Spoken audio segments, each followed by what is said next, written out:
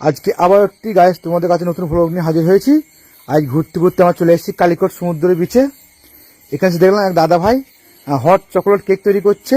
দেখছো তোমরা কত সুন্দর গরম হয়ে মানে উতলি উতলি পড়ছে ওপর থেকে। এটা কিন্তু খুব দারুণ টেস্টি খেতে। আমরা খেয়েছি, 50 টাকা প্লেট নিয়েছে। অবশ্যই তোমরা ঘুরতে এলে কালিকট বিচে অবশ্যই খাবে। আর তো সেই সাথে আমার চ্যানেলটি ভালো অবশ্যই লাইক সাবস্ক্রাইব করবে।